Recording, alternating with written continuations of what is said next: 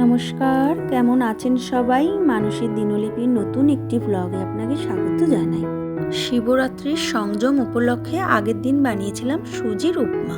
সেই মতন এখানে আমি কিছুটা সুজি নিয়ে নিয়েছি, আর এখানে বিভিন্ন ধরনের সবজি নিয়ে নিয়েছি। এই যেমন ফুলকপি, আলু, গাজর, মটরশুঁটি আর 2 রকমের ক্যাপসিকাম। ফোড়নের জন্য নিয়েছি মেথি, সর্ষে, শুকনো লঙ্কা আর কারি পাতা। কড়াইতে একটু সাদা তেল গরম করে প্রথমে সর্ষে, মেথি আর শুকনো লঙ্কাটা ফোড়নে দেব।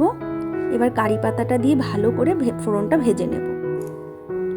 এবার আস্তে আস্তে আলু, ফুলকপি আর গাজরটা দিয়ে খুব ভালো করে ভেজে নেব।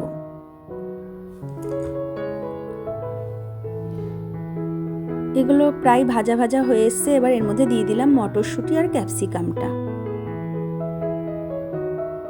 দিয়ে দিলাম পরিমাণ মতো নুন আর একটু কাঁচা লঙ্কা কুচি।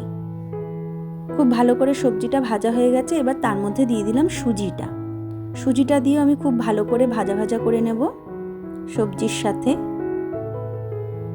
এবার খুব সামান্য পরিমাণে দিয়ে দিলাম জলটা দিয়েও আবার নাড়াচাড়া করে আমি গ্যাসের ফ্লেমটা একদম সিমে করে দেব।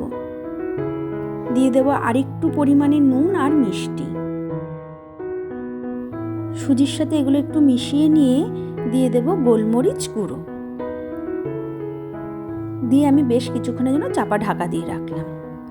সুজিটা প্রায় সেদ্ধ হয়ে এসেছে। এবার আমি দিয়ে দেব একটু পাতিলেবুর রস।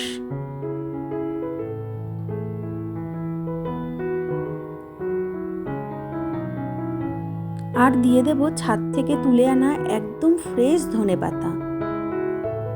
দিয়ে একটু নাড়াচাড়া করে নেব। তৈরি হয়ে গেছে আমার সুজির উপমা। নামানোর আগে একটু ঘি দিয়ে নিলাম।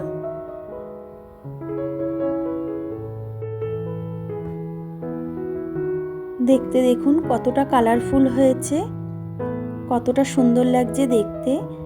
আপনাদেরকে একটু টেস্ট করে বলি সুজিটা কতটা পরিমাণে পারফেক্ট সেদ্ধ হয়েছে।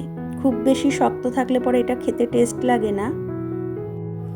একদম ঠিকঠাক ছিল সুজিটা, জানেন তো।